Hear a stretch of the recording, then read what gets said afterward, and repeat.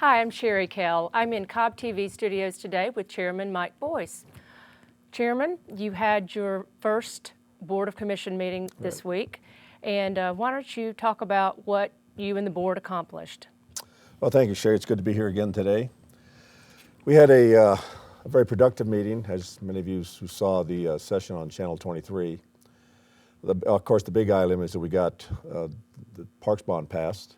And just to be clear, even though the 2008 Parks bond allowed us to borrow up to $40 million, the legislation only allows us to borrow up to $24.7 million now because of the delay in implementing the bond. Correct. But we did get that approved by the board by a 5-0 vote.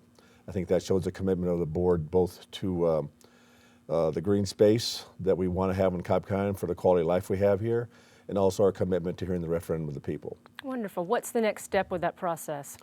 There's a 90-day limit in there where our finance department goes out and finds the appropriate company, bond agency that's going to put the bond out for us. We want to, of course, get the best competitive interest rate so we can get more bang for the buck, and the taxpayer dollars are spent efficiently and effectively. Wonderful.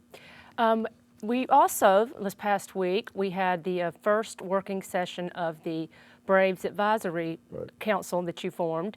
And talk about what happened in that meeting with the stakeholders. Who are these stakeholders and what did they accomplish in that first work session?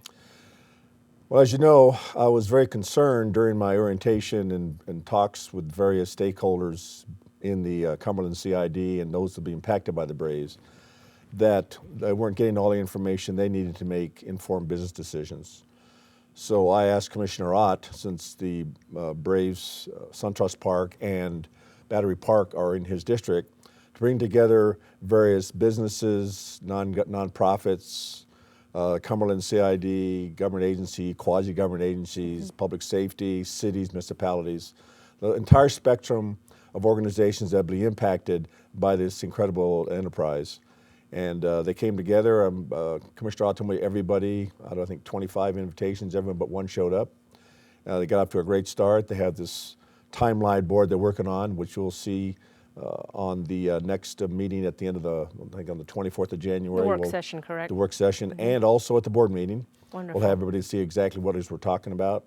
And this is in complement with County Manager Hankerson's staff, county staff, that's also working on making sure that SunTrust opens up on time. We provide all the public services that we signed up for under the agreement. And these two groups are going to work together to make sure that on the 14th of April, we have a smooth opening where people can come to enjoy a terrific ball game. Wonderful. So as far as your other first three priorities, your third priority was the class and pay study for Cobb employees. Where does that stand and what are the next steps?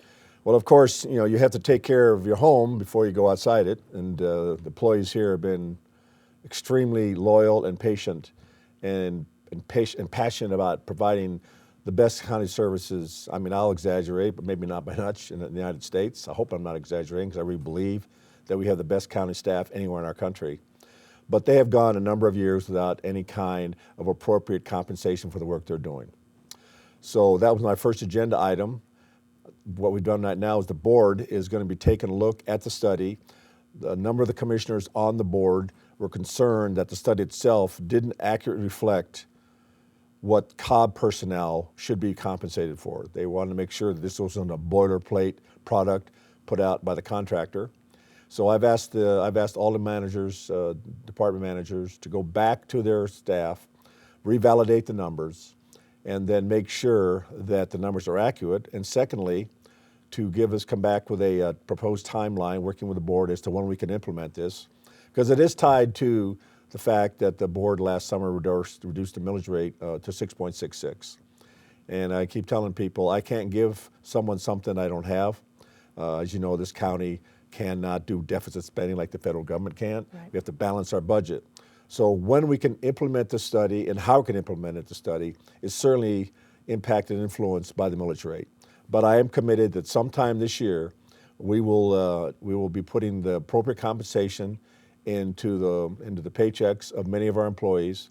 And most importantly, this is not going to be a one-time thing. This is going to be a sustainable compensation that they can count on for the rest of their time here in Cobb County. Great. Well, we certainly appreciate you coming in today and look forward to having you next time when we are getting ready for the next work session and agenda. Well, thank you very much. I look forward to coming back and speaking to the people of Cobb County. Great. Thank you. You're welcome.